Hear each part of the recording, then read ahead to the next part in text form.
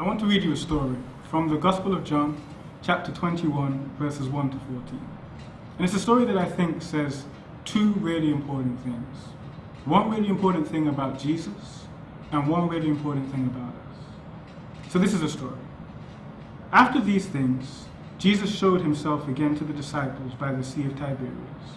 And he showed himself in this way. Gathered there together was Simon Peter, Thomas, called the twin, Nathanael of Cana in Galilee, the sons of Zebedee, and two others of his disciples.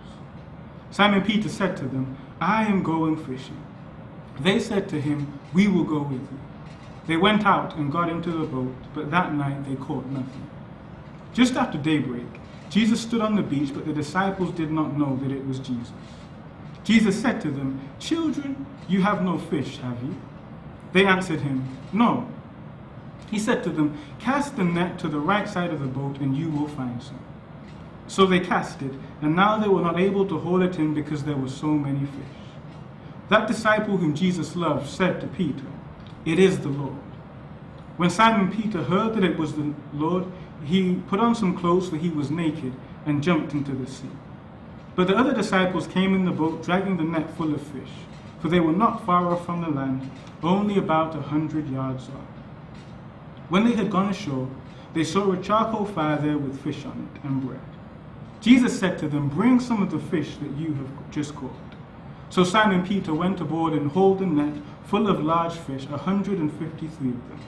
And though there were so many, the net was not torn. Jesus said to them, "Come and have breakfast." Now none of the disciples dared to ask him, "Who are you?" because they knew it was the Lord. Jesus came and took the bread and gave it to them, and did the same with the fish. This was now the third time that Jesus appeared to the disciples after he was raised from the dead. Now on hearing that story, if you think about the character of Jesus, Jesus just asks one question: "Children, you don't have any fish, do you?" And then after that, everything Jesus does is an instruction. Jesus tells the disciples, "Cast your net onto this side of the boat." He says to them, "Bring some of the fish you caught just here." And he tells them, "Come and eat." Everything Jesus does in this story shows that Jesus is in charge. In fact, the whole miracle only happens because the disciples are willing to recognize that Jesus is in charge. I think that's such an instructive point, because when it comes to our lives, we too have to recognize that Jesus is in charge and understand that things will go better for us if we allow Jesus to be in charge, if we're willing to listen to what he is saying, if in trying to serve him and trying to do his work, we're willing to take our lead from him. But the second thing that I get from this story, which I find so encouraging, is that if you think about it, the disciples don't actually do much apart from have an unsuccessful night fishing.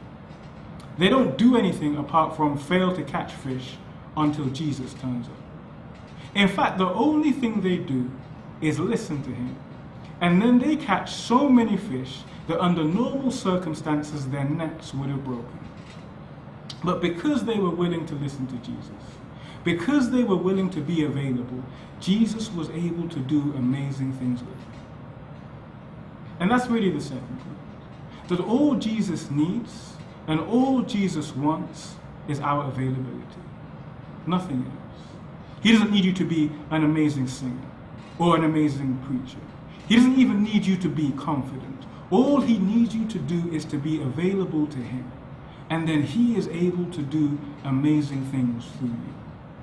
So much of our time we spend wishing that we were like other people, that we had other people's gifts and other people's skills, and that we could do so much more for ourselves and for Jesus if we had those abilities. But what John 21 tells us is that Jesus doesn't need any of that. He has all the gifts. He has all the skills. He has all the abilities. All he wants is your availability.